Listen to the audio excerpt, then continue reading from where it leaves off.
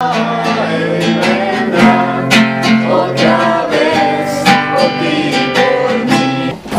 por mí. Muy bien, vamos a abrir la Biblia en el libro de Isaías, en el capítulo 25, 9. Capítulo 25, verso 9. Dice ahí, y se dirá en aquel día, este es nuestro Dios, le hemos esperado y nos salvará. Este es Jehová, a quien hemos esperado.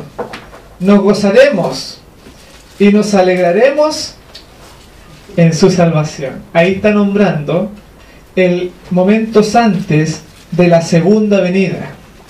Ahí está hablando de un pueblo que lo va a estar esperando. Y dice que Él le va a dar 25:9.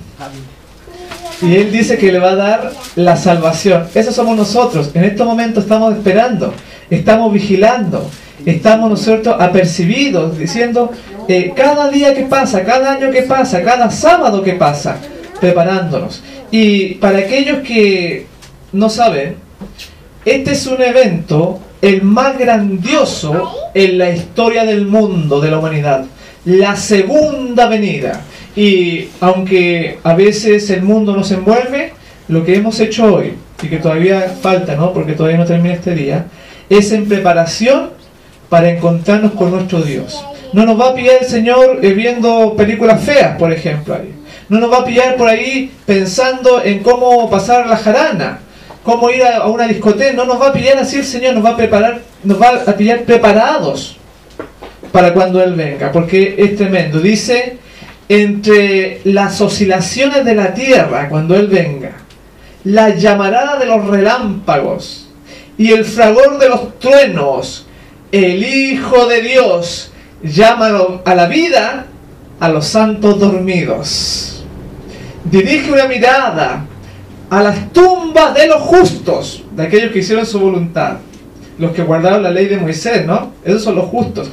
Y levantando luego las manos al cielo, exclama, despertaos, despertaos, los que dormís en el polvo, y levantaos, dice, por toda la superficie de la tierra. Los muertos oirán esa voz, y los que la oigan vivirán. Y toda la tierra repercutirá bajo las pisadas de la multitud extraordinaria de toda nación, tribu, lengua y pueblos. De la prisión, de la muerte, sale revestida de gloria inmortal, gritando, ¿dónde está, oh muerte, tu aguijón? ¿Dónde, oh sepulcro, tu victoria? Y los justos vivos unen sus voces a los de los santos resucitados en prolongada y alegre aclamación de victoria. Qué bonito va a ser cuando resuciten los muertos en justos en Cristo Jesús. Y puede ser que nosotros seamos uno de ellos. Pero dice, ¿dónde está, muerte, tu aguijón? Porque van a resucitar y van a ver al santo, los santos, cuando escuchen su voz. Dice, levantaos, levantaos, vosotros los que moráis en el polvo. Y dice que en ese momento van a descender carros de fuego, que van a bajar, ¿no es cierto?, juntamente con los ángeles, y usted se va a poder subir, porque vamos a ser llevados, como fue llevado Elías, en un carro de fuego sin ver la muerte. Nosotros estamos esperando esa venida, pero estamos velando. Sigue diciendo, los justos vivos, ¿no es cierto?, los que estén vivos en ese momento, en un momento, en un abrir de ojo, a la voz de Dios, fueron glorificados. Cuando dice fueron glorificados, quiere decir que esta carne mortal pasa a ser carne inmortal. La gloria de Dios nos va a acompañar como fue con Adán. Qué bonito, Solange, cuando tú seas un ser de luz, una persona que no va a morir. Por eso dice, son glorificados en un segundo, en un abrir y cerrar de ojo. Ahora, son hechos inmortales y juntamente con los santos resucitados son arrebatados para recibir a Cristo su Señor en los aires. Los ángeles juntarán sus escogidos de los 4 puntos de la tierra, de un cabo del cielo al otro. Santos ángeles llevan niñitos a los brazos de sus madres, amigos a quienes la muerte tenía separados desde largo tiempo. Se reúnen para no separarse más, y en cantos de alegría suben juntos a la ciudad de Dios, a la ciudad de la fiesta solemne, a Sión. Dice que los carros van a subir. Dice acá, en cada lado del carro nebuloso hay alas, y debajo de ellas ruedas vivientes.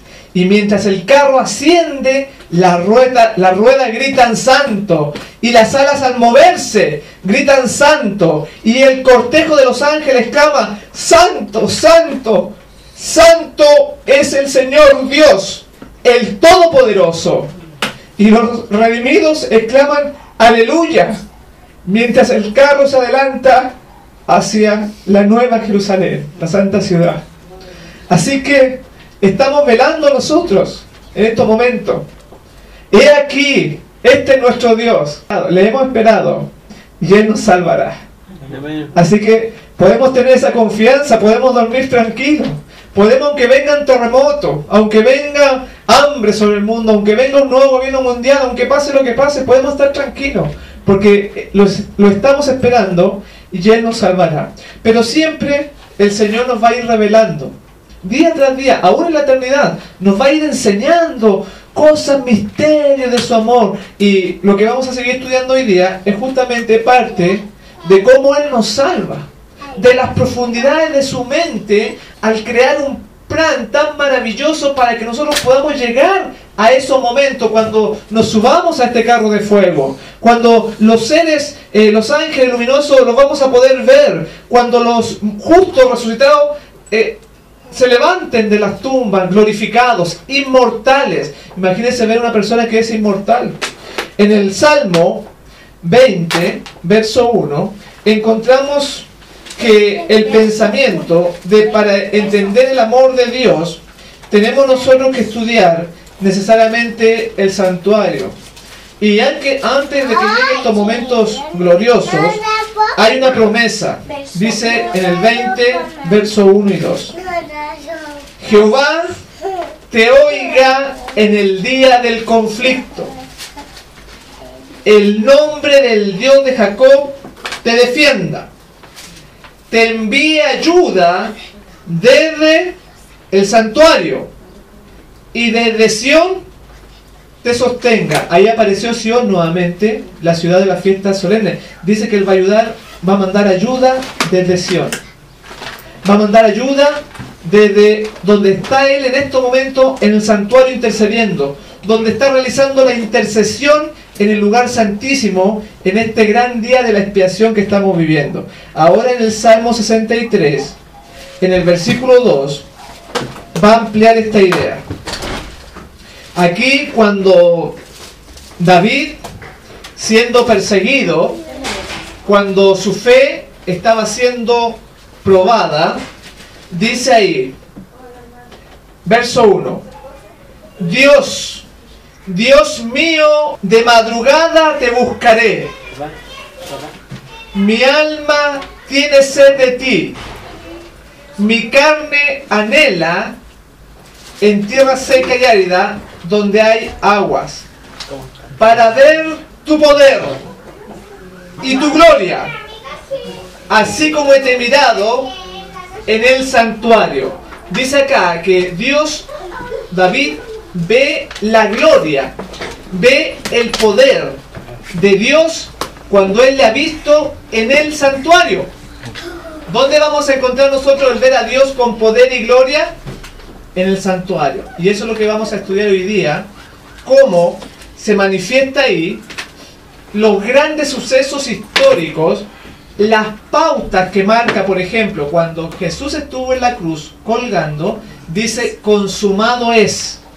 Se había cumplido una etapa en el plan de la redención. Pero nuevamente, cuando Jesús venga en su segunda venida, poquito tiempo antes, cuando empiecen a caer las plagas, cuando termine la obra especial en el santuario, en la ciudad de Sión, donde está ahora, porque el santuario, la ciudad de Sión, la Nueva Jerusalén, dice la ciudad de la fiesta solemne, cuando termine y salga, se va a cumplir nuevamente otra etapa. El Señor Jesús va a arrojar el incensario a la tierra, un ángel va a, y va a decir, consumado es. Ya se terminó la intercesión, hasta aquí nomás quedamos.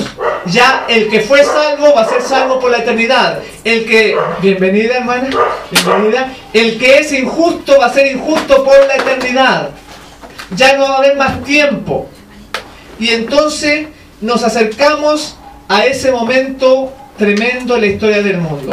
Y para comprender nosotros el pecado, Dios dejó etapas. Y llegó un momento que encontramos en el capítulo 12 del libro de Juan, donde se marca una etapa que estaba señalando el Señor Jesús antes de ser crucificado. Y en el verso 37 al 41 va a hablar de ahora de que el príncipe de este mundo va a ser echado fuera. En el verso 27 al 31 dice: ahora está turbada mi alma. Señor Jesús ya pronto a morir. Juan 12, 27. Ahora está turbada mi alma. ¿Y qué diré? Padre, sálvame de esta hora. Mas para esto he llegado a esta hora. Muchas personas piensan que cuando uno ayuna, cuando se hacen esfuerzos fervientes para orar, para estar en comunión con Dios, y la gente mira, hay un dicho que dice, el Señor no quiere sacrificios, ni holocaustos. Entonces piensan que el esfuerzo, ese es un dicho mal dicho, porque se está refiriendo que el Señor no quiere sacrificio en cuanto a los animales, en cuanto a los corderos, ya no tenemos que matar holocaustos. Y entonces cuando usted está haciendo ayuno, la gente dice, Dios no quiere que le ofrezcan sacrificio. Pero se está refiriendo a los sacrificios de los animales. No al esfuerzo que usted está haciendo, porque si no, Jesús no hubiera hecho un ayuno de 40 días. Ese es un dicho mal dicho. Y acá dice que el Señor Jesús estaba estremecido. Dice acá que está turbada mi alma. El Señor Jesús se turbó, se angustió para poder alcanzarnos y unir el cielo con la tierra, lo que se había separado, volverlo a unir. Y no le importó, dice, Señor, le decía, Padre, si es posible, pasa esta copa amarga de mí, pero no se haga mi voluntad, Señor, sino la tuya. El Señor Jesús estuvo temblando ahí, la copa de la salvación nuestra se podía dar vuelta, se podía él irse cuando estaba en el Getsemaní y volver y no sufrir. Hubiera sido mucho más fácil para él, los dejo, porque ¿para qué me voy a angustiar? ¿Para qué? Si el Señor no pide sacrificio ni holocausto. Pero él, sin embargo, ofreció su vida en sacrificio por nosotros. Muchas veces nosotros vamos a tener que vivir el sacrificio para que nuestro hijo, que está rebelde, para que nuestra esposa, que no quiere acercarse a Dios, para que al ver nuestro esfuerzo, nuestra perseverancia en las cosas de Dios, su corazón pueda ser tocado. Amén. Por eso, hermanos, que no piensen que este camino es fácil. Y el Señor Jesús lo demostró, en el verso 27 estamos leyendo. Ahora está turbada mi alma. ¿Y qué diré? Padre, sálvame de esta hora. Hubiera sido mucho más fácil a él irse y dejarnos así como estábamos, pero él no lo hizo. Más dice, para esto he llegado a esta hora. Padre, glorifica tu nombre. Entonces dice la Escritura, vino una voz del cielo, lo he glorificado y lo glorificaré otra vez. Y la multitud que estaba allí y había oído la voz decía que había sido un trueno. Otros decían un ángel le ha hablado. Respondiendo Jesús dijo, no ha venido esta voz por causa mía, sino por causa de vosotros. Toda la obra de la redención, mi hermano, es por causa suya, por la transgresión que hemos cometido. Cada mentira, cada pecado ha herido las sienes de nuestro Salvador. Cada orgullo, cada vanidad, cada mala palabra expresada ha golpeado la espalda de nuestro Señor Jesucristo. Y aún esta voz que decía, lo he glorificado, no vino por causa mía, dijo el Señor Jesús, mas vino por ustedes. El Señor Jesús entregó su vida por nosotros y por la salvación del universo, para que el carácter del Padre pudiera quedarse, que nadie quedara duda de que Dios realmente es amor, aún en los actos que Él hace. Y dice el 31, ahora es el juicio de este mundo. El juicio, eso vamos a estudiar hoy día. ¿Qué significa el juicio? Ahora es el juicio de este mundo. Ahora el príncipe de este mundo será echado fuera. No solamente era la redención del hombre, como habíamos planteado ayer, sino que el juicio sobre Satanás, el juicio sobre la rebelión, el juicio sobre aquellos que habían puesto en duda el carácter de Dios, diciendo que Dios no era justo, diciendo que Dios era un Dios arbitrario. El que me ama lo salvo, y el que no me ama, que se pierda a la muerte. No es así.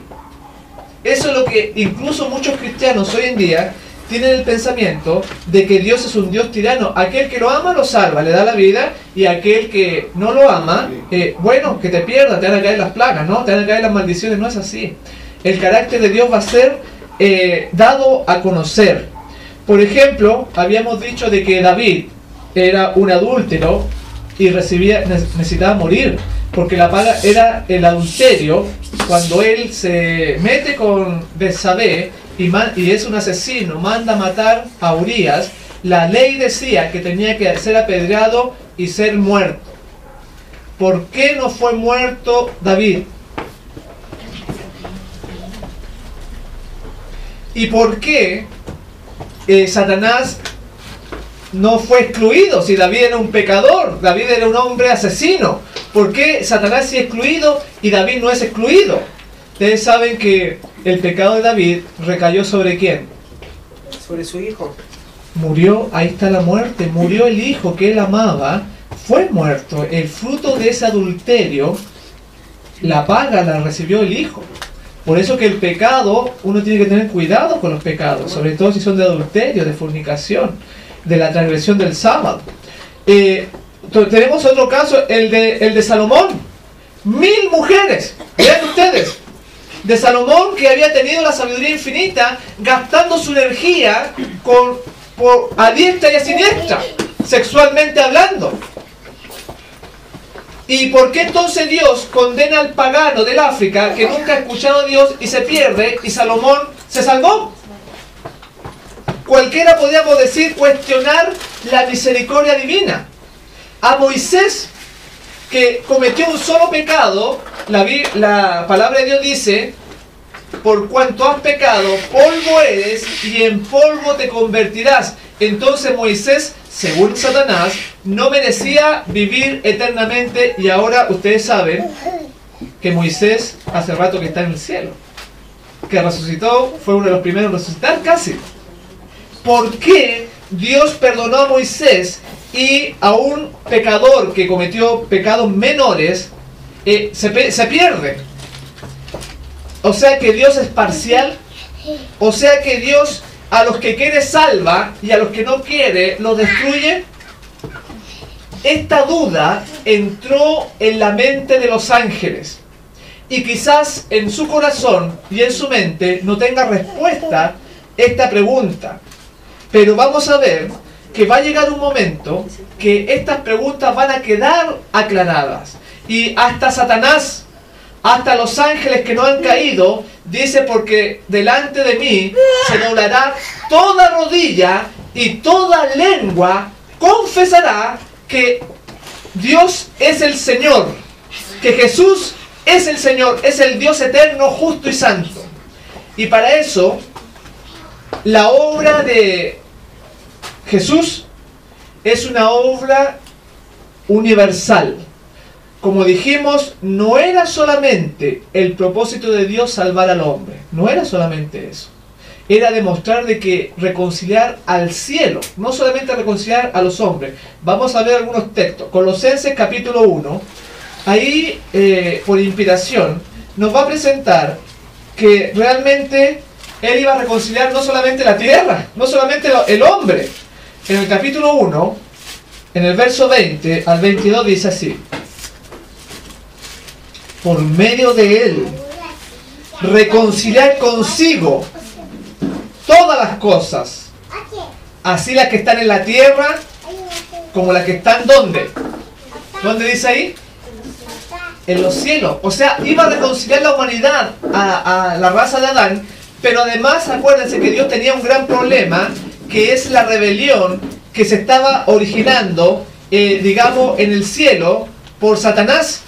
Y si ustedes ven la historia de Job, la historia de Job es un juicio no solamente a Job, la historia de Job es un juicio a Dios en primer lugar. Porque ustedes se acuerdan la historia que decía, le dijo, se fue a presentar Satanás delante de Dios, le dijo, ¿de dónde vienes tú? Y Satanás le dijo, bueno, vengo de rodear la tierra a ver si acaso hay alguien que te sirve. A ver si acaso hay alguien que realmente te ama. Fui a vigilar para ver cómo estaba la cosa, porque este es mi dominio. Y entonces Dios le dice, ¿pero no has considerado a mi siervo Job? Un hombre justo, un hombre recto. Ah, dijo Satanás, claro, tú dices eso porque lo ha llenado de bienes. Se compró un auto, se compró una casa allá en Las Condes por llevarlo a nuestros días, ¿no? Por eso que Dios, tú dices que es justo, pero quítale el trabajo. Quítale, ¿no es cierto?, la salud. Y vas a ver cómo Él va a blasfemar en tu misma presencia. Y ustedes saben la historia de que se acusaba realmente a Dios, en el fondo, de que por causa de las bendiciones era que Job le hacía caso. Esa duda, mis hermanos, ha sido puesta en nuestros corazones. Pero no solamente vino a restaurar la imagen de Dios en el hombre, sino que todas las cosas en el cielo ya había esta rebelión. Y Satanás se podía presentar delante de los concilios y acusar a Dios de ser alguien injusto. Podía él ir al cielo. Dice que se paraba en la puerta del cielo cuando los ángeles venían y bajaban todavía aquí a la tierra, y él le decía, mira que Dios es injusto, tú le sirves porque le temes. Y entonces el Señor Jesús dijo, ahora es el juicio, y el príncipe de las tinieblas va a ser echado fuera. Desde que Jesús muere, ya el diablo no se puede presentar más en los concilios celestiales. Porque quedó bien claro, se le cayó la máscara, diciendo que él quería un gobierno mejor, cuando decía que era un Dios injusto y por debajo socavaba el gobierno divino. Pero cuando Jesús murió en la cruz, ahí quedó claro las intenciones de Satanás, que no era mejorar el gobierno de Dios, que él no podía dar unas leyes mejores. Quedó bien claro de que él era asesino porque trató y mató finalmente al Hijo de Dios. Jesús lo crucificó en la cruz. Porque quería hacerlo caer, quería decir que, ¿por qué haber venido a salvar a estos ingratos? Si después no me van a aceptar, después van a hacer lo que quieren, mejor me voy. Si Jesús hubiera dicho una palabrita, el plan de la redención, el diablo hubiera dicho, ve que tenía razón, está reclamando y lo va a salvar, no tiene amor. Pero dice que él llevó la cruz, la que nosotros debíamos llevar, la llevó como cordero y llevado al matadero. Y en ese aspecto, dice aquí en Colosenses 1:20, 21 y 22, que Él vino a reconciliar no solamente a la raza humana, vino a reconciliar a los ángeles que tenían esa duda en el cielo. Y por medio de Él, reconciliar consigo todas las cosas, no está hablando solamente del hombre, todas las cosas, así las que están en la tierra como las que están en los cielos, haciendo la paz mediante la sangre de su cruz. Y vosotros también, o sea, aquí mete la humanidad, que erais en otro tiempo extraños y enemigos en vuestra mente, haciendo malas obras, ahora os ha reconciliado. Mire, eso está hablando en el pasado, de una persona convertida, que antes era enemigo en su mente. Habían batallas entre lo bueno y lo malo. Está hablando de aquel que no está convertido, de que es carnal, que tiene odio, que tiene mal genio, que es medio bruto para sus cosas. Está hablando de ese tipo de persona, y a vosotros también, que erais en otro tiempo. Ahora nosotros, ¿cómo somos? ¿Tenemos la mente de Cristo? ¿O todavía la vanidad, los celos, las mentiras todavía brotan? Entonces todavía estamos en el tiempo pasado. Pero si hemos nacido de nuevo, para nosotros es el versículo 21. Y a vosotros también, que erais en otro tiempo extraños y enemigos en vuestra mente, haciendo malas obras, ahora os ha reconciliado en su cuerpo de carne por medio de la muerte. ¿Para qué? Y aquí da el propósito. Para presentaros santos y sin mancha e irreprensibles delante de Él. O sea, mi hermano, quiere decir que las personas que han nacido de nuevo son personas santas, no tienen mancha, no pueden tener defectos de carácter heredados o adquiridos. Ah, es que mi papá era borracho, dice, y entonces a mí me gusta el traguito, una cervecita, ¿qué va a hacer de mal? Si total Pablo le dijo a Timoteo, tómate una copita de vino. ¿Se han visto que la Biblia dice eso? Que los testigos de Jehová dicen, claro, pero no es vino de ese vino, el gato negro ni el gato blanco que venden por ahí. Está hablando de jugo de uva, jugo sin fermentar. Eso le va a hacer muy bien para el estómago.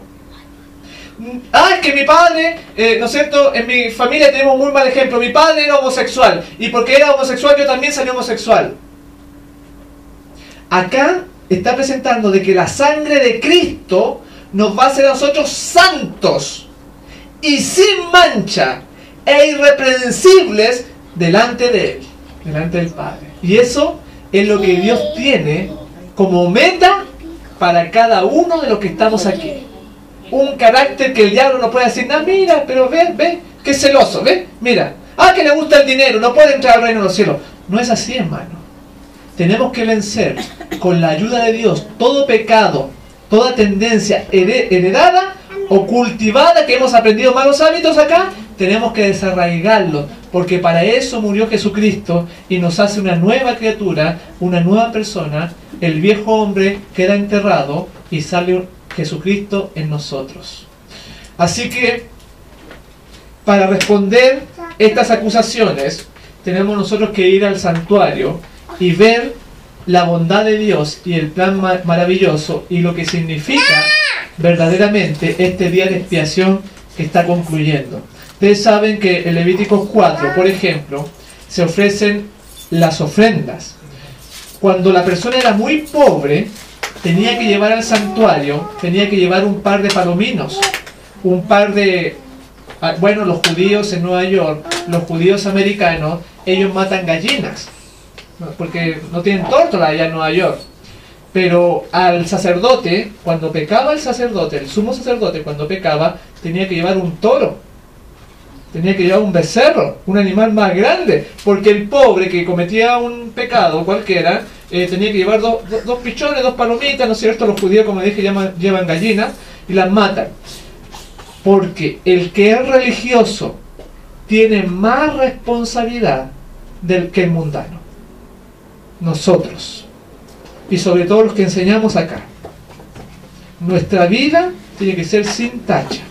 ¿Por qué? Porque mayor condenación vamos a tener los que leemos todos los días la Biblia, los que hacemos culto, que nos reunimos nosotros todos los sábados. Si el vecino nos ve a nosotros en malas prácticas, el vecino va a decir, ve, la religión de Dios, yo puedo hacer lo que quiera, puedo andar mal igual que mi vecino lo hace. Entonces, en el santuario nos enseña el grado de responsabilidad que nosotros tenemos. Desde el momento que nosotros entramos por esa puerta, escuchamos la palabra de Dios, tenemos mucho más responsabilidad. Por eso que el sumo sacerdote no podía llevar unos palomillos, no podía llevar unas palomas, tenía que llevar un toro, una vaca alazana, ¿no es cierto? Algo grande, porque va de acuerdo a su pecado. Ahora, ustedes saben que cuando se llevaba el cordero, se llevaba la ofrenda, dice que tenía que poner las manos el pecador en la cabeza del animal, y simbólicamente le eran traspasados los pecados del que había traspasado la ley al animal inocente. ¿Por qué le ponía la mano en la cabeza? ¿Por qué no le ponía en la patita la mano? ¿Se ha preguntado usted por qué? Todo esos simbolismos vamos a ir viendo en el santuario, y eso que le ponía la mano en la cabeza es porque la cabeza es el centro por el cual nosotros nos comunicamos con Dios. La Biblia también presenta el corazón. Que tu corazón sea puro, pero se está refiriendo a la mente, que vuestra mente, porque el corazón solamente es una bomba, es una, ¿no es cierto?, que tira sangre y riega todo el cuerpo. Ahora, ¿la sangre limpia o la sangre contamina? A ver, quiero una opinión. Desde el punto de vista del santuario, ¿la sangre limpia o la sangre contamina? A ver, ¿qué dice usted, hermano? Que la sangre limpia. A ver, ¿alguna otra opinión por acá? O también contamina. O sea, tenemos que tener cuidado. Yo estoy hablando de la sangre de Cristo. Ah, claro, la sangre del cordero era asperjada, por ejemplo, que aquí fuera el lugar santísimo, supongamos que hubiera una cortina, y aquí estaba, donde está esta cajita, estaba el altar del incienso. Entraba el sacerdote por la puerta con la sangre, y esa sangre venía contaminada, porque representaba de que el pecado de aquel que trajo el animal fue traspasado al animal, el animal fue muerto, y venía con la sangre, esa sangre contaminaba el santuario. Asperjaba aquí, asperjaba en la cortina que estaba acá, y entonces todo eso, día tras día, entraba la sangre. Ustedes saben que la sangre huele mal. Ustedes saben que la sangre se seca. Entonces, después de un año, todo el pueblo, imagínense cuántos millones eran, todos los días asperjando sangre. Entonces, desde ese contexto, la sangre contaminaba. La sangre contaminada. Pero había otra sangre que era de limpieza. ¿Ya? Y ahora, en esos cuernos del altar estaban inscritos nuestros pecados. Vamos a verlo acá en Levíticos 4, donde muestra que cada aspecto del santuario tenía una función. Y en el Levíticos 4, del 7 al 9, vamos a leer, dice, bueno, arriba, en los primeros versículos, no lo voy a leer, muestra de que el sacerdote cuando pecaba tenía que llevar un becerro, ¿no? Hay un toro. Y en el verso 7, 4:7 dice, y el sacerdote pondrá de esa sangre sobre los cuernos del altar. Vean lo que está diciendo. Y el sacerdote pondrá de esa sangre sobre los cuernos del altar del incienso aromático que está en el tabernáculo de reunión delante de Jehová, y echará el resto de la sangre del becerro al pie del altar del holocausto. O sea, cuando entraba también echaban ahí toda esa sangre, la vaciaban ahí, que está a la puerta del tabernáculo de reunión. Y tomará del becerro para la expiación toda su grosura, lo que cubre los intestinos, y la que está sobre las entrañas, los 2 riñones, la grosura que está sobre ellos, y lo que está sobre los ijares, y con los riñones quitará la grosura de sobre el hígado. Ahí tengamos ese punto pendiente, porque está presentando la grosura. ¿Qué representa la grosura, hermano Alejandro? En los sacrificios. ¿Por qué había que quemar la grosura?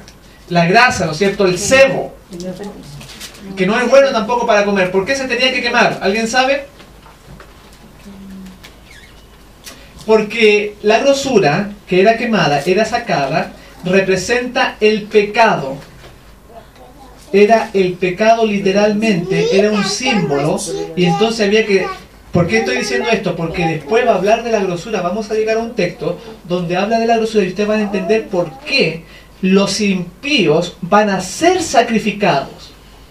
porque tienen la grosura ellos. Ellos no se quisieron sacar la grosura.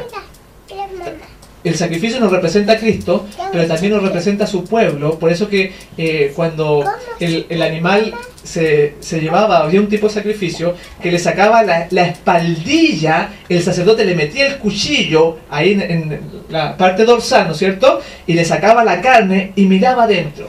Y usted dice, ¿qué miraba? Miraba si acaso ese animal era sano por fuera, pero también por dentro. Eso nos enseña que nuestras ofrendas y nuestra vida tenemos que vernos sanos por afuera, o sea, como un buen hijo de Dios, pero también tenemos que vernos delante del Padre buenos por adentro. Y Dios examina nuestro sacrificio, nuestra ofrenda, le saca la espaldilla y mira adentro si acaso está sano también. Por eso, mis hermanos, que Dios es un Dios que mira con lupa muchas veces nuestro cristianismo. Entonces todo eso está reflejado en los holocaustos. Ahora, vamos a Éxodo 28, en el verso 38, donde nos va a mostrar, bueno, recién dijimos que en los cuernos era asperjada la sangre, y ahí quedaba escrito el pecado simbólicamente del pecador, del oficiante. Éxodo 28, verso 38 dice, va a hablar ahora de que el sumo sacerdote, en este caso Aarón, come la carne y lleva el pecado dentro de su ser, dentro de su cuerpo. Éxodo 28, 38. Dice, y estará sobre la frente de Aarón, Aarón era el sumo sacerdote, y llevará Aarón las faltas cometidas en todas las cosas santas que los hijos de Israel hubieran consagrado en todas sus santas ofrendas. Y sobre su frente estará continuamente para que obtenga gracia delante de Jehová. Ahí muestra de que, yo me gustaría que pusiera mucha atención a esta parte. Muestra de que cuando usted le ofrece un servicio a Dios, una ofrenda, muchas veces es una ofrenda egoísta. Es una mala ofrenda. Aunque usted dio para la obra del Señor. ¿Por qué decimos que no es que sea mal en la cantidad, ¿no es cierto? Usted puede dar, no sé, 1.000.000 de pesos, donar algo para la obra de Dios, pero Dios ve la intención del corazón por la cual usted está rindiendo ese servicio.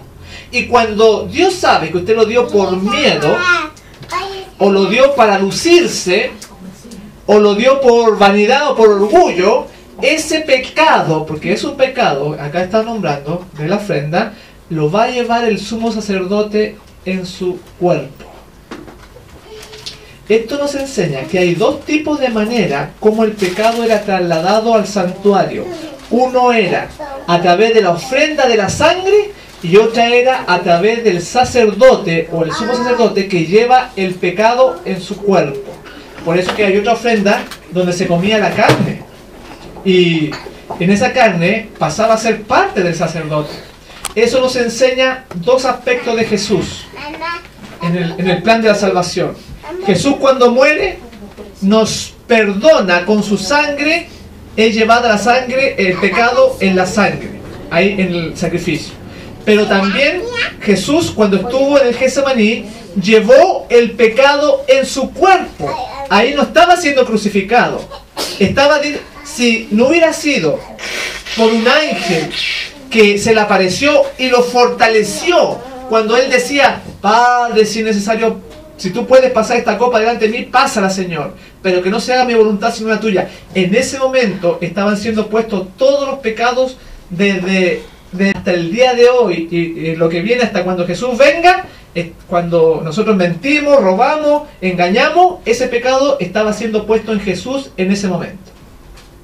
Y entonces él llevaba dentro de sí, como el sacerdote al comer la carne, o el pecado de la ofrenda que hemos visto, lo llevaba en su cuerpo. Y escuche bien lo que les voy a decir ahora. Porque Jesús no solamente llevó el pecado en la cruz, hasta el día de hoy, los pecados que siguen dándose en la humanidad, Él los sigue recibiendo en su cuerpo.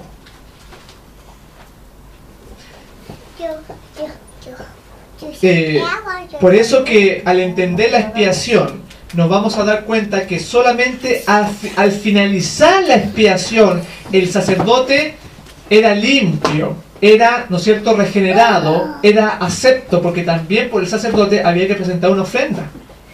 Y eso, cuando termine este día de expiación, va a terminar recién con la segunda venida de Jesús. Ahí se le va a poner fin.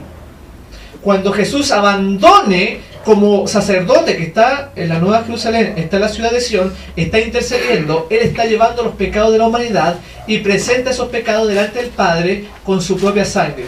Cuando Él finalice esa obra, se cierra el tiempo de la gracia, van a empezar a caer las plagas y Él se va a cambiar la ropa mientras caen las plagas, se va a preparar y todos los santos ángeles van a venir, los millones y decenas de millones van a venir con Él, va a haber silencio en el cielo por media hora y recién ahí los pecados de la humanidad Jesús no los va a llevar más en su cuerpo, porque ahí va a terminar el día de la expiación.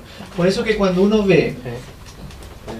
toma tan livianamente el pecado, no se da cuenta de lo que está haciendo, no se da cuenta con cada mentira, no se da cuenta con cada engaño, con cada falta, con la flojera espiritual, que es un pecado continuo entre nosotros como iglesia, como individuo. La gente no lee la Biblia, no ora, no hace obra misionaria, es un pecado de flojera espiritual constante, que como hemos dicho otras veces, están los hermanos carretillas, que hay que andarlo levantando bueno, ¿no es cierto? Lo que saben de construcción, hay que empujarlo, hermanito, vamos a la reunión, hermanito, vamos a hacer esto, son hermanos carretillas, que hay que cargarlos.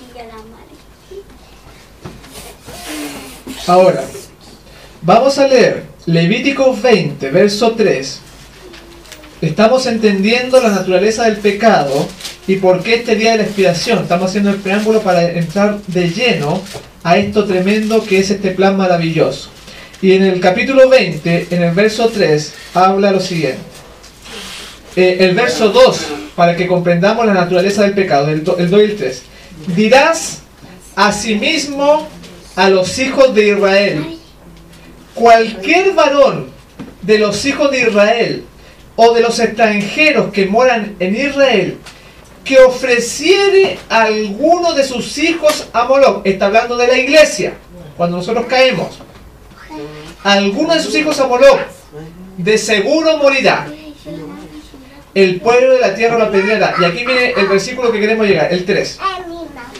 Y yo pondré mi rostro contra tal varón, y lo cortaré de entre su pueblo, por cuanto dio de sus hijos a Moloc, contaminando mi santuario y profanando mi santo nombre. Cada vez que uno peca, cada vez que uno abusa de la bondad de Dios, dice acá, está contaminando mi santuario. Por eso que este día es tan especial. Y dice acá que profana mi santo nombre. Eso es lo que hacemos cuando nosotros nos alejamos de la ley del Señor. Estamos haciendo eco de las acusaciones de Satanás, que Dios es un Dios injusto, un Dios malo, porque yo también me uno a la rebelión, porque yo también estoy mostrando que Jesús no está reflejado en mí, que la sangre de Jesús no tiene poder para cambiarme. Por eso dice la gente, no, cuando venga el Señor nos va a transformar, ahí recién. Eso es una vil mentira. Si usted, ¿no es cierto?, es un hijo de Dios verdadero, ¿dónde está el poder de Jesús para cambiarlo entonces? Entonces tenemos un Dios muy, muy diminuto, un Jesús muy pequeño que no tiene poder. Ah, yo soy homosexual, ahí no me puede cambiar el Señor. Yo nací así, me voy a morir así. ¿Dónde está Jesús para cambiarlo? Y dice acá que contaminamos el santuario. También tenemos nosotros, acá en 2 de Crónicas, también nos ratifica lo mismo, en 2 de Crónicas 20, ahí va a presentar que el santuario tiene que ver con el nombre de Dios. 2 de Crónicas 20, verso 8. Y ellos han habitado en ella y te han edificado en ella santuario a tu nombre. El santuario refleja el nombre santo de Dios. cuando nosotros lo contaminamos, cuando nosotros hablamos en forma ligera, nos irritamos, presentamos los frutos de la carne en nuestra vida, ese pecado de irritación es traspasado al santuario y hemos echado por tierra el nombre santo de Dios.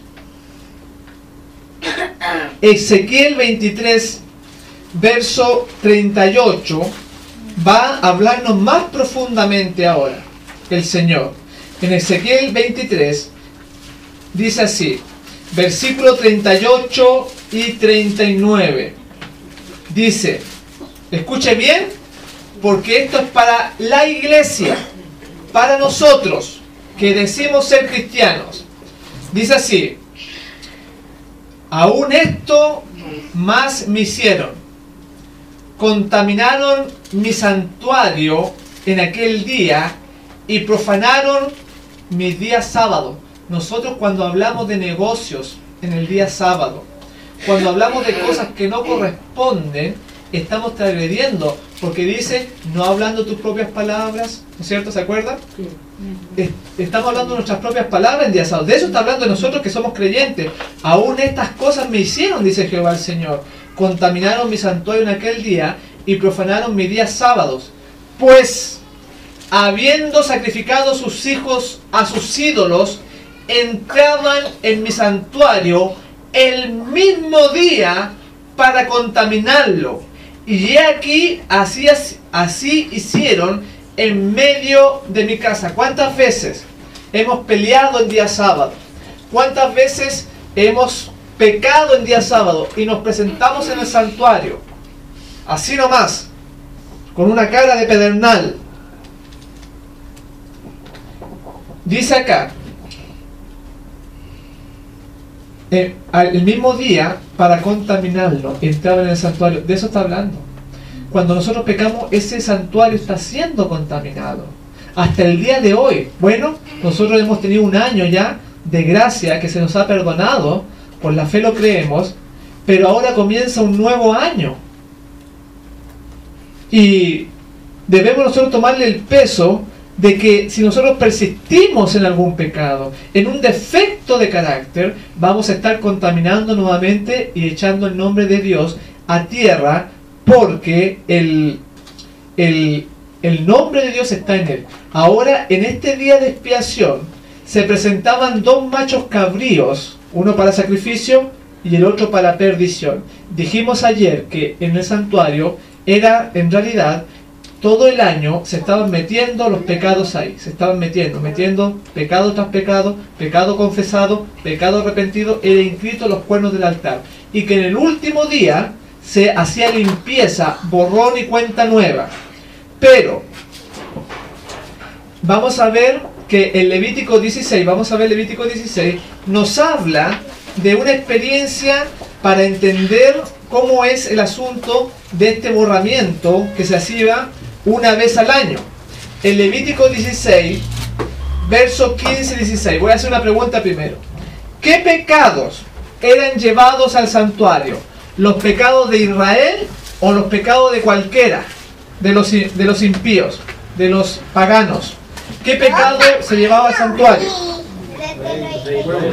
¿Cuál? Del pueblo. ¿Quién dice otra cosa? De los israelitas, muy bien. Eso vamos a verlo acá. Levítico 16, verso 15 y 16 dice: después degollará el macho cabrío en expiación por el pecado del pueblo. Este pecado es por los cristianos, es por la iglesia. Después degollará el macho cabrío en expiación por el pecado del pueblo y llevará la sangre detrás del velo. Esto es lo que se hacía en el día de la expiación, adentro, en el lugar santísimo. Y hará de la sangre como hizo con la sangre del becerro y la esparcirá sobre el propiciatorio y delante del propiciatorio. El propiciatorio donde están las tablas de la ley, el arca del pacto. Así purificará el santuario a causa de las impurezas de los hijos de Israel, de sus rebeliones y de todos sus pecados. Eso fue lo que pasó hoy día. De todas las rebeliones que hemos tenido, de todos los pecados. el cual reside entre ellos en medio de sus impurezas. Y aquí viene algo muy importante. Ningún hombre, cuando Jesús está oficiando hoy día, ningún hombre estará en el tabernáculo de reunión cuando él entre a hacer la expiación en el santuario, hasta que él salga y haya hecho la expiación por sí, por su casa y por toda la congregación de Israel. Cuando Jesús ahora, que entró en el lugar santísimo, este gran día de expiación desde el año 1844, cuando él salga, o sea, ahora no hay nadie con él, está presentando la sangre. Cuando él salga, el santuario se va a llenar de humo, como decía acá, y nadie va a poder entrar tampoco ahí. Cuando se llena de humo el santuario, empiezan a caer las plagas aquí en la tierra, porque ya no hay más sangre intercesora. Por eso dice acá que ningún hombre estará en el tabernáculo, quedaba vacío, solamente estaba el sumo sacerdote. Ese es el día profético en la profecía que tenía una connotación individual como Israel, como un año, como el que tenemos ahora, porque ahora no es el juicio de los vivos, están los juicios de los muertos. No estamos metidos nosotros ahí, está el juicio de los muertos. Cuando pase mi nombre, el nombre de la hermana Erika, por los libros, los ángeles, el Señor ahí, miren a ver, vamos a ver la vida de la hermana Erika, a ver cómo anduvo la cosa. Es un día de juicio el que estamos viviendo, un día de juicio de la humanidad, y que pronto en algún momento va a comenzar mi nombre. Ahora, dice acá en el verso 21 de este mismo capítulo de 16 de Levítico, dice, el 20, cuando hubiera acabado de expiar el santuario y el tabernáculo de reunión y el altar, hará traer el macho cabrío vivo. Había uno que era por Azazel, ese no se moría, y había otro que era por Jehová. Y pondrá Aarón sus dos manos sobre la cabeza del macho cabrío vivo, y confesará sobre él todas las iniquidades de los hijos de Israel, todas sus rebeliones y todos sus pecados, poniéndolos así sobre la cabeza del macho cabrío, y lo enviará al desierto por mano de un hombre destinado para esto. Ya dijimos que ese macho cabrío representaba a Lucifer, a Satanás. Al final de todo, todos los pecados que no fueron confesados, que no hubo arrepentimiento de parte del pueblo, son puestos donde el instigador del pecado. Muchas veces nosotros no pecamos por nosotros mismos, a veces sí, cuando el corazón está regenerado, donde nace el orgullo, las fornicaciones, los adulterios, dice, nacen del corazón irregenerado. Pero cuando usted está convertido y ahora peca, fue porque Satanás le puso el palito y usted se cayó. Esos pecados a propósito que él incita, por ejemplo, usted estaba en la casa ahí y usted se acuerda de que tiene una botella de vino ahí, una Pilsener, una cerveza. Y entonces él le pone en su mente, tómate un vasito, y fue tanto que usted cayó. Usted no quería, pero Satanás lo incitó por medio de sus ángeles, lo incitó a que se tomara ese traguito. Eso lo vamos a ver nosotros cuando hagamos el juicio de Satanás y el juicio de los ángeles caídos, como cada vez que nosotros cometimos algún tipo de pecado, fue por instigación del diablo.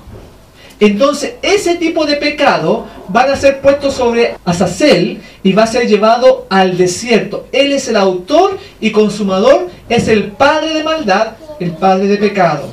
Y dijimos que ese hombre especial que llevaba a este macho cabrío, lo llevaba a Jesús, así como Azazel representa a Satanás, en este día de expiación representa a Jesús, que lo toma para que este no se arranque, no se vaya. Era un hombre especial, lo llevaba para que no destruyera el campamento. Y eso mismo va a suceder en las plagas. Satanás, le voy a leer una cita que usted se va a sorprender, donde muestra de que Satanás, cuando caiga las plagas, cuando vea que Dios empieza el ministerio de la ira, va a tratar de escaparse. Va a tratar, y si se escapase, él destruiría a los hijos de Dios en este tiempo del fin. Lo mismo que hacía Cristo, cuando este hombre que llevaba a este macho cabrío representativo de Satanás, lo llevaba, lo agarraba seguramente de los cuernos, lo agarraba bien firme y lo llevaba a su destino, al desierto, donde finalmente se perdía. Eso mismo habla la mensajera del Señor, que dice que cuando las plagas caigan sobre los impíos, se va a acercar la gran nube blanca, dice. Entonces, mientras estén cayendo las plagas, el macho cabrío estará siendo llevado al desierto, porque el desierto, la desolación que van a producir estas 7 plagas que van a caer sobre nuestro planeta ahora, en sus días, en mis días, en los cuales, por eso que nos estamos preparando, este día no ha sido un día perdido, este día de ayuno, este día de oración, es para pulir nuestro carácter, porque van a venir eventos difíciles sobre el mundo, es una realidad. No es un cuento, no es una fantasía, como nos decía hoy día una hermanita, ¿no es cierto? Es una historia nomás, no es así, lo vamos a tener que vivir. Y cuando llegue ese momento, entonces, mientras estén cayendo las plagas, el macho cabrío estará siendo llevado al desierto. Como el hombre lo llevaba, así cuando Satanás vea que las cosas se están poniendo feas, que están cayendo las úlceras, bueno, capaz que me toque a mí también. Igual que en el diluvio, dice que cuando Satanás vio que cayó tanta agua que estaba castigando Dios al mundo, llegó, dice, a temblar Satanás porque pensaba de que su hora había llegado. También le iba a tocar a él. Eso mismo se va a repetir ahora. Y entonces sigue diciendo, las plagas vuelven a la tierra desértica. Procura escaparse con todas sus fuerzas, pero la mano de uno lo sujeta firmemente. Si llegase a escapar, hablando de Satanás, Israel perdería su vida. Ese remanente que está ahí, si él quedara suelto por ahí, obviamente trataría de aniquilarlo. Vi que llevaría tiempo llevar al macho cabrío a la tierra de olvido, después que se coloquen los pecados sobre su cabeza. Así que esa parte que estamos leyendo acá, donde dice que había un hombre especial para llevar a este macho cabrío al desierto, está representando también los eventos finales, lo que viene. Así que este día de expiación nos empieza a mostrar mucho. Este día de expiación realmente nos muestra cómo va a ser extirpado el pecado del universo. Ahora, ese juicio que se está desarrollando ahora, los primeros en ser juzgados vamos a ser usted y yo, después el vecino, después el esquimal, después el del África. Nosotros tenemos menos tiempo porque el juicio de Dios comienza por su iglesia, por nosotros. Así que nada andando farreando el tiempo. Hoy día lo aprovechamos muy bien el tiempo, edificando nuestro carácter, cantando, estudiando, orando, pidiendo perdón en un día de ayuno. Y el día de ayuno, hermano, es para que nuestra mente esté más clara que nunca. Yo recién estaba totalmente cansado. La hermanita María Carrota me decía, está cansado.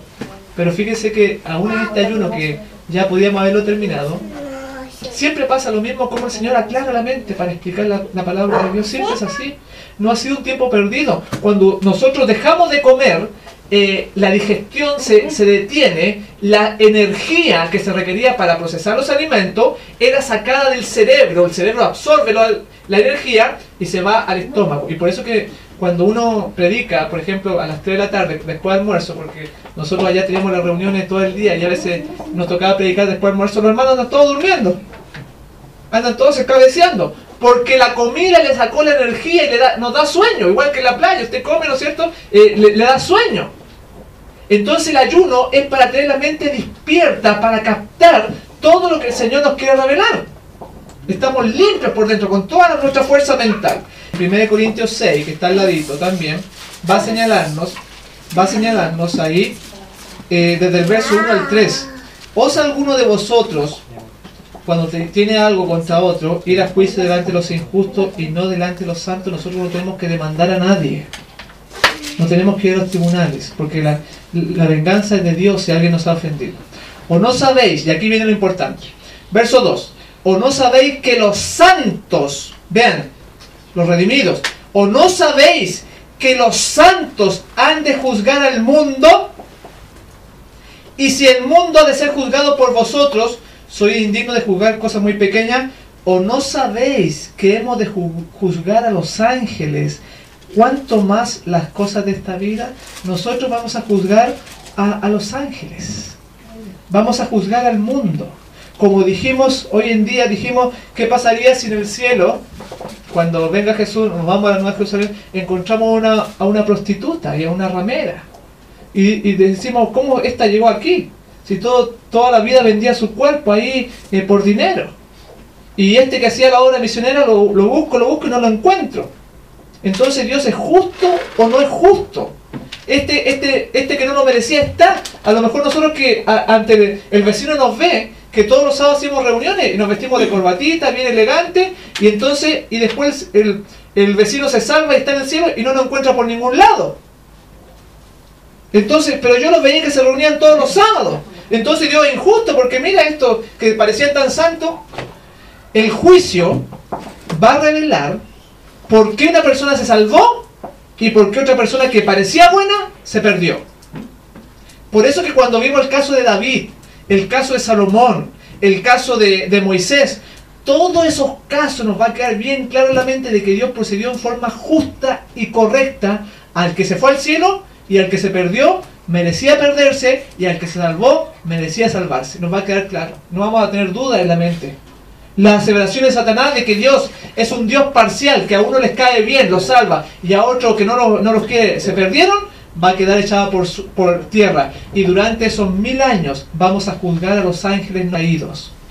¿Cuántas veces el Señor le ha dado a los ángeles caídos?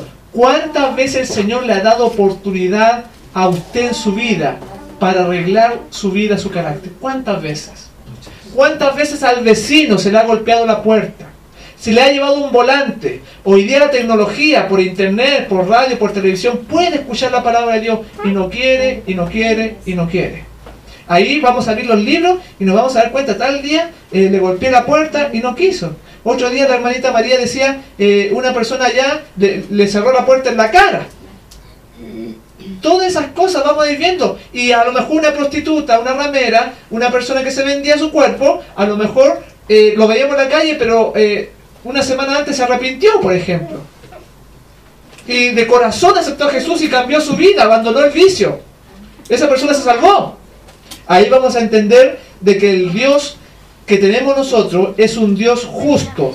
Y cuando se ha llevado este macho cabrío al desierto, todos esos pecados que Él incitó, que nos llevó a proceder mal, que nos puso en situaciones que brotó una mala palabra, brotó un mal genio, que soy culpable por eso, pero el incitador fue Él en nuestra vida. Y esos pecados van a ser puestos en azazel y va a ser echado al desierto y se va a perder eternamente. Así que este asunto es para sacar el pecado del universo. Pero hay otra manera de sacar el pecado.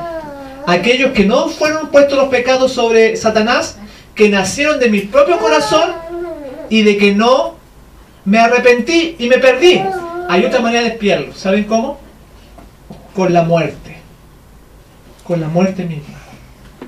Entregando no un reemplazo, un sustituto, sino que ese que no se arrepintió, que no fue incitado por Satanás, no fue puesto los pecados sobre Azazel, también va a morir, va a ser sacrificado.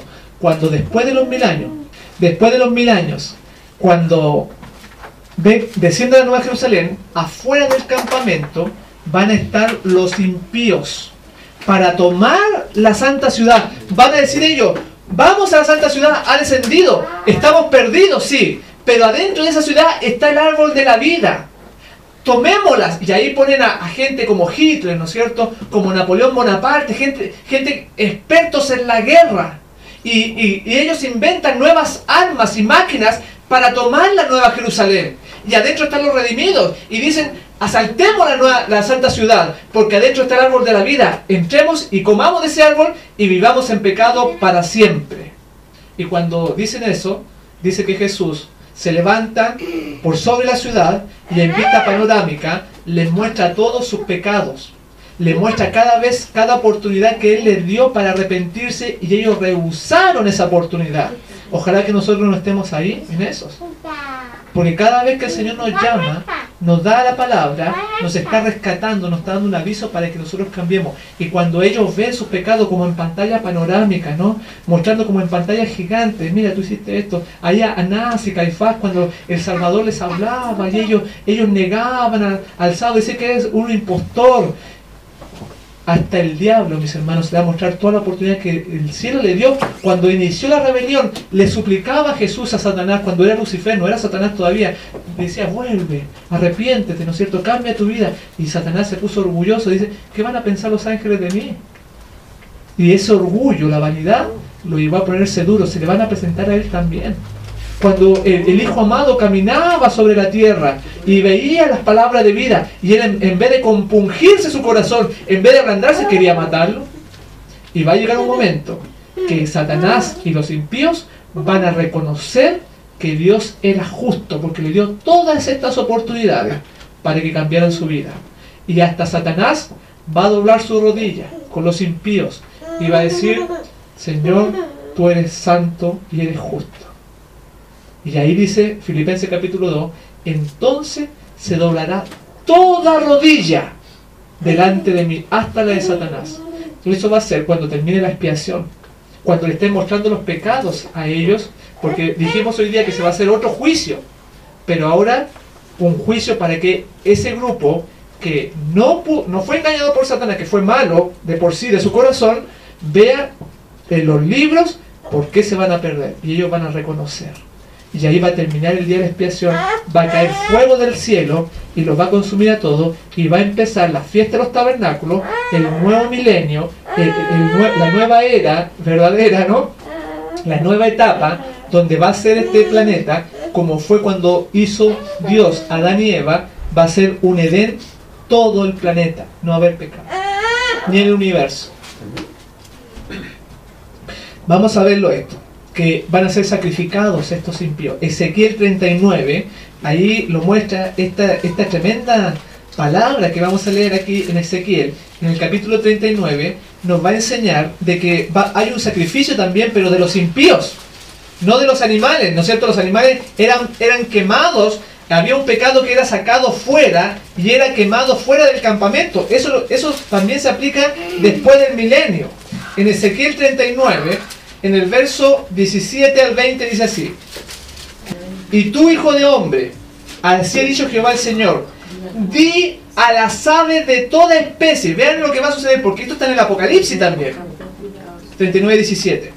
Y tú, hijo de hombre, así ha dicho Jehová el Señor, di a las aves de toda especie y a toda fiera del campo, juntaos y venid, reuníos de todas partes de mi víctima que sacrifico para vosotros, un sacrificio grande sobre los montes de Israel, y comeréis carnes y beberéis sangre. Esto es lo mismo que se refiere en el Apocalipsis, donde dice que va a haber una gran matanza, va a haber una cena de capitanes, de fuertes, ¿no es cierto?, de generales. Venid y coman carne de poderosos, porque eso está refiriéndose cuando se pierdan en la segunda venida. Está refiriéndose de los impíos esto. El 17, la última parte decía, un sacrificio grande sobre los montes de Israel, y comeréis carne y beberéis sangre. Comeréis carne de fuerte, lo mismo que sale en Apocalipsis, y beberéis sangre de príncipes de la tierra, de carneros, de corderos, de machos cabríos, de bueyes y de toros engordados, todos en bazar. Comeréis grosura hasta saciaros. ¿Se acuerdan lo que era la grosura? Era el pecado. ¿Se acuerdan que era el pecado? Ahí está, se van a satisfacer, ¿no es cierto?, aquí con el pecado. Está hablando de los impíos. Comeréis grosura hasta saciaros, y beberéis hasta embriagaros de sangre de las víctimas que para vosotros sacrifiqué. Y os sacrificaré sobre mi mesa de caballos y de jinete fuerte y de todos los hombres de guerra, dice Jehová el Señor. Y entonces ahí está hablando de una matanza, del sacrificio. Ese sacrificio se va a producir cuando, después de los 1000 años, cuando los impíos quieran tomar la Nueva Jerusalén, la Santa Ciudad, y ahí van a ser sacrificados y van a ser quemados. La grosura se va a quemar, como el sacrificio era llevado en el altar del holocausto, el animal completo, lo que me preguntaba la hermana María hoy día, el holocausto es cuando era el animal puesto en forma completa, se quemaba todo. Así se van a quemar los impíos y Satanás también se va a quemar. Ahí el sebo, la gordura, se va a quemar ahí el pecado. Y todo esto, mis hermanos, sucedía en el día de la expiación. Eran quemados por fuego. Así que, antes de castigarlos, antes de que caiga este fuego, se van a abrir los libros nuevamente. Igual que ahora los libros están siendo abiertos en el juicio, ellos van a hacer un juicio, se van a dar cuenta por qué se van a perder. Vamos a leer acá, Apocalipsis 20, vamos a leer Apocalipsis 20 en el verso 11. Ustedes se van a dar cuenta de que los libros van a ser abiertos nuevamente. En el 20:11 dice así, con esto vamos a ir concluyendo, dice así: vi un gran trono blanco y al que estaba sentado en él, de delante del cual huyeron la tierra y el cielo, y ningún lugar se encontró para ellos. Está hablando del gran trono blanco, vean. Y vi a los muertos, grandes y pequeños, de pie ante Dios. Está hablando después del milenio. Y vi a los muertos, grandes y pequeños, de pie ante Dios. Y los libros que dice fueron abiertos nuevamente, el juicio después del milenio, porque hay un grupo que no sabe por qué se va a perder. Y ya los salvos están siendo enjuiciados ahora. Desde el año 1844 comenzó el juicio de los muertos, después de salir de los vivos. Y después, durante los 1000 años, todos los que se pierdan, nosotros vamos a saber por qué se perdieron y por qué nosotros nos salvamos. Pero los impíos no lo saben. Y entonces se va a producir otro juicio y se van a abrir los libros nuevamente, cuando antes de que caiga ese fuego del cielo, van a ver todas las oportunidades que Dios les dio. Esa pantalla panorámica que yo les mostraba. Cada oportunidad que ellos tuvieron y la rechazaron, mis hermanos. Como dije recién, ojalá que nosotros no estemos ahí. Porque cada vez que nosotros rechazamos el llamado de Dios, cada vez que rechazamos la Biblia, nos ponemos parte de los impíos. Y ahí dice: y vi a los muertos, grandes y pequeños, de pie ante Dios, y los libros fueron abiertos. Y otro libro fue abierto, el cual es el libro de la vida. Y fueron juzgados los muertos por las cosas que estaban escritas en el libro, según sus obras. Ahí está hablando del juicio final. Ese día de la expiación que hoy día nos hemos recordado en forma profética de la etapa de la historia de la humanidad, va a terminar cuando caiga fuego del cielo. Este juicio, este nuevo juicio va a ser dado, y los impíos se van a dar cuenta por qué ellos se perdieron, lamentablemente. Así que va a llegar el momento que el nombre de Dios va a ser reivindicado. No va a quedar duda ante nadie por qué Dios procedió así, por qué la muerte de Satanás, por qué la muerte de la tercera parte de los ángeles. Vean que son millones y millones. Y nosotros vamos a tener el privilegio de llenar ese espacio vacío que dejaron estos espíritus inmundos.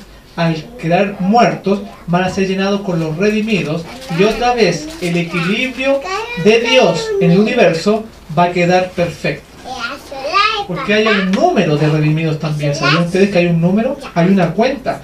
Cuando esa cuenta se selle, llegue el último que acepta a Jesús en su vida, se acaba el tiempo de la gracia también. No lo vamos a explicar ahora. Y así vamos a tener cielos nuevos y tierra nueva, donde va a morar la justicia por la eternidad. Por eso que David dijo: ahora en tu santuario veo tu poder, dice, y veo tu gloria. Esto fue lo que estudió David al contemplar el día de la expiación, la erradicación final del pecado. Dice: ahora comprendo tu poder al realizar este plan maravilloso, hermano, este plan tan sabio de Dios. Comprendo ahora tu poder y tu gloria. Todo lo encontramos en el santuario. Que Dios sea con todos nosotros, hermanos. en esta obra maravillosa que hemos participado hoy día, que hemos ayunado. Vamos a entregar el ayuno también, vamos a orar, pero que es un recordatorio de cómo Dios, lo que le cuesta a Dios, que usted y yo seamos perdonados y sacar la maldad del universo, lo que le cuesta al Señor a través de este plan tremendo del plan de la expiación. Dios les bendiga grandemente. Si usted desea, puede solicitar este u otro material gratis al correo de email marcopozocl@yahoo.com o a fenaccionministerio@yahoo.com y gustosamente le enviaremos el material solicitado. Que Dios le bendiga.